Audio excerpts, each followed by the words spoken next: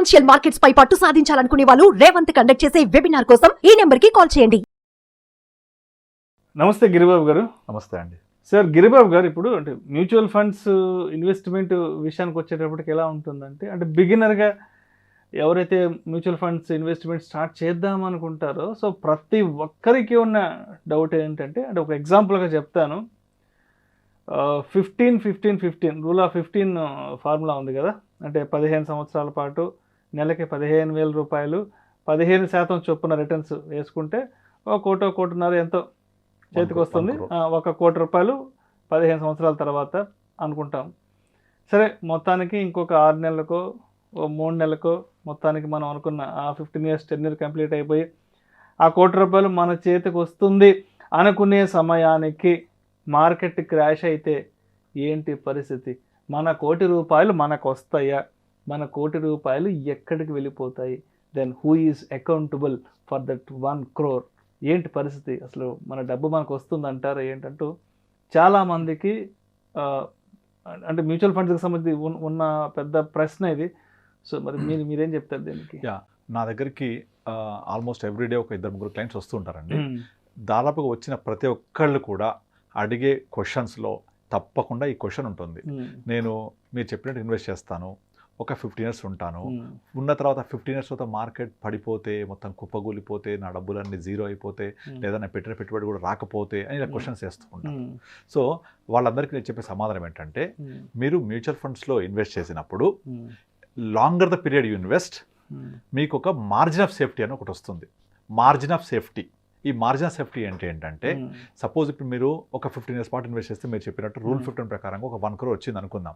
ఇక్కడ మనం గుర్తుపెట్టుకోవాల్సింది ఏంటంటే, ఇప్పటిదాకా గత 2 decadesలో స్టాక్ మార్కెట్ హైయెస్ట్ ఫాల్ అయింది 2008లో 67% ఓవర్ పీరియడ్ ఆఫ్ 9 monthsలో పడింది.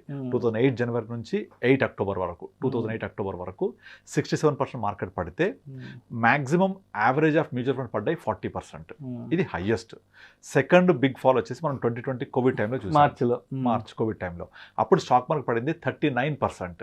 వేరే మ్యూచువల్ ఫండ్స్ యావరేజ్గా పడింది 18-19% పడ్డాయి. ఇక్కడ మీరు గమనిస్తే స్టాక్ మార్కెట్ కనుక ఎంత పడుతుందో అందులో ఒక 50% to 60%, మ్యాక్సిమం 50% వరకే మ్యూచువల్ ఫండ్స్ పడతాయి. అంతేకాని మ్యూచువల్ ఫండ్స్ మొత్తం టోటల్గా పడిపోవు, జీరో అవ్వదు, ఇంపాసిబుల్ అది. సో ఓకే, ఇప్పుడు మన పాయింట్కి వద్దాం. మరి నేను 1 కోటి రూపాయలు అయింది కదా, నా చేతికి తీసుకునే టైంకి వచ్చేప్పటికి పడిపోతే ఎట్లా స్టాక్ మార్కెట్ అంటే, ఇక్కడ నేను చెప్పేది ఏంటంటే, మనము 1 crore అయ్యింది. మనం కోవిడ్ ఎగ్జాంపుల్ తీసుకుంటే మార్కెట్ 40% పడింది. ఈ 40% మార్కెట్ పడితే మ్యూచువల్ ఫండ్స్ ఎంత పడ్డాయి? 20% పడ్డాయి. సో ఆ 20% ఎంత? 1 crore 20% ఎంత? 20 lakhs. పోతే ఎంత మిగులుతుంది? 80 lakhs. అంటే మీకు అట్లీస్ట్ వరస్ట్ సిచ్యువేషన్లో కూడా మీరు పెట్టిన పెట్టుబడికి మొత్తం 15,000 చొప్పున మీరు పెడుతూ పోతే 27 లక్షలు మనం ఇన్వెస్ట్ చేస్తాం. 27 లక్షలకు గాను మీకు దగ్గర 80 లక్షలు మీ చేతిలో ఉంటుంది. ఏది ఇన్స్పైట్ ఆఫ్ కోవిడ్ ఆల్సో. అంటే 80 లక్షలు వచ్చింది అంటే మీకు ఎంత రేట్ ఆఫ్ రిటర్న్ వర్కౌట్ అయినట్టు? 12.5% చొప్పున వర్కౌట్ అయితే, తక్కువ క్రాష్ అయ్యి పడిపోతే కూడా, ఎందుకంటే మామూలుగా 12కి మించి ఎక్కువగా కూడా చెప్పకూడదు. మీరు 15 ప్రకారం అయితే 1 crore, 12.5% అయితే exactly 80 lakhs after 15th year. మీకు 1 crore ఉంది, చూశారు, కానీ కోవిడ్ వచ్చింది, మళ్ళీ మీరు తీసుకునే రోజుకి వచ్చి అనుకుందాం పడిపోతే కూడా, లాస్ట్ ఇన్స్టెన్స్ ప్రకారం ఎగ్జాంపుల్ తీసుకుంటే మీకు 20% కట్ చేశాక కూడా మీకు 80 lakhs వచ్చాయి అంటే మీకు అక్కడ 12.5% వర్కౌట్ అయినట్టు. ఓకే, సో మొత్తం పోవట్లేదు. అయితే మీరు ఇదే పని మ్యూచువల్ ఫండ్లో చెయ్యను బికాస్ ఆఫ్ దిస్ రీజన్, పడిపోద్ది నేను తీసేటప్పుడు కనుక నేను ఎఫ్డీ చేసుకుంటాను, ఇంకో పాలసీ పెట్టుకుంటా అంటే ఎంత వస్తాయి అందులో?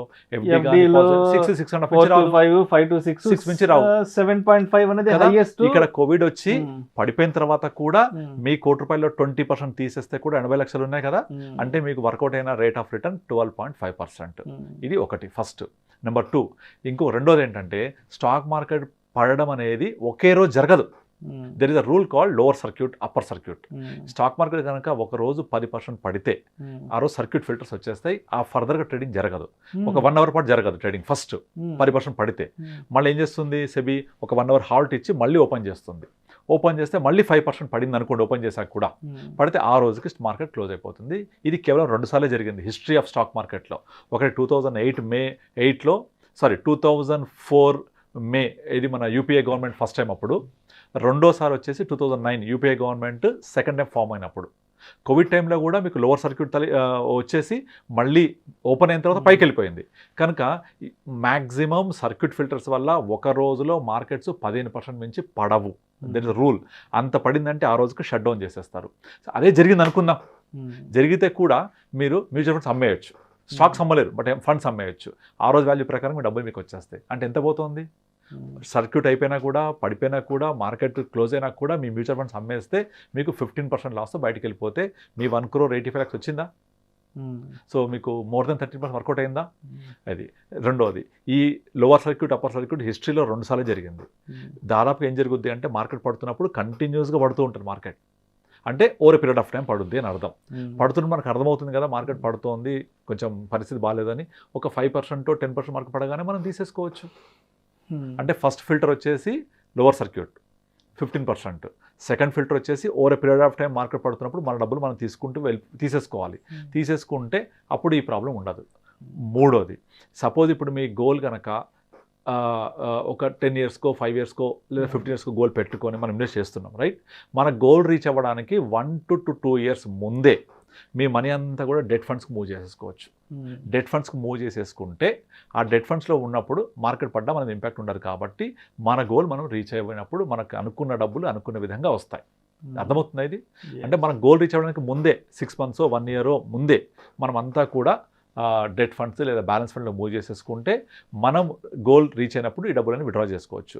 అయితే ఇదంతా కూడా ఒక గోల్ పెట్టుకొని, ఒక నీడ్ పెట్టుకొని, ఆ నీడ్ రీచ్ అవ్వడానికి, గోల్ రీచ్ అవ్వడానికి మనం ఇన్వెస్ట్మెంట్ చేస్తూ ఉండి దాన్ని ట్రాక్ చేసుకుంటూ ఉంటే మీకు మార్కెట్ పడుతుందా పడదా అనేది మనము అబ్జర్వ్ చేసుకొని, మనం చెక్ చేసుకొని దానికి ముందే ఒక 6 months 1 year దాదాపుగా చాలామందికి ఇలాగే చేస్తుంటాం మేము. గోల్ ఎప్పుడైతే ఉందో వాళ్ళకు రీచ్ అవ్వడానికి, మ్యారేజ్ అవ్వచ్చు, లేకపోతే ఎడ్యుకేషన్ అవ్వచ్చు, లేకపోతే రిటైర్మెంట్ కార్పస్ అవ్వచ్చు, ఇవన్నీ రీచ్ అవ్వడానికి ఒక 6 months 1 year ముందు we will move into balance funds or debt funds or liquid funds పెట్టుకొని మనం వెయిట్ చేస్తాం. అక్కడ నుంచి మన గోల్ రీచ్ అవ్వడినప్పుడు మనకు అవసరమైన కార్పస్ తీసుకుంటూ వెళ్ళిపోతాం. అట్లా మనం 2 years ముందో 6 months ముందో 1 year ముందో మనము పోర్ట్ఫోలియో మార్చుకోవచ్చు. ఒకవేళ మనం పడ్డా కూడా మ్యాక్సిమం వచ్చే లాస్ వచ్చేసి మ్యాక్స్ టు మ్యాక్స్ 15 to 20% కాబట్టి మీకు ఎడిదిరిగి 12% తక్కువ రాదు. అండ్ ఇంకొకటి, సపోజ్ ఇప్పుడు మీరు నేను ఇంకా గోల్ నాకు 2-3 years ఉంది, ముందే పడిపోయింది అనుకుంటే నో ప్రాబ్లం, వెయిట్ చేయండి, మళ్ళీ రికవర్ అయిపోతుంది కదా. సో మీ కోవిడ్ టైంలో ఎంత పడిందో వీషప్ రికవరీ చూసాం కదా. సో ఇవన్నీ చేయాలంటే నాకు ఐడియా లేదు, నేను చేయలేను, నేను స్టడీ చేయలేను అంటే అడ్వైజర్ని కలవండి. హ్యాపీగా ఇవన్నీ ట్రాక్ చేస్తూ ఉంటారు. Advisor will help you out in better way in generating better returns also. So నేను చేస్తుంటాం జనరల్గా అందరికీ అట్లా. సో మీరు నాకు ఇవేం తెలియదు అనుకొని ఫిక్స్డ్ డిపాజిట్లోనో లేకపోతే ఇన్సూరెన్స్ పాలసీ తీసుకొని 6%కి స్టిక్ అయ్యే బదులు ఇలా ఒక అడ్వైజర్ హెల్ప్ తీసుకొని మీరు మోర్ దెన్ 15% రిటర్న్ జనరేట్ చేసుకోవచ్చు కదా. ఇప్పుడు నేను వెహికల్లో నాకు డ్రైవింగ్ రాదు అంటే విల్ హైర్ ఏ డ్రైవర్, అంతే కదా. లేదా నేను 2-wheeler మీద వెళ్తాను, నాకు నడపవచ్చు అనుకుంటే మీరు ప్రికాషన్స్ తీసుకుంటారు.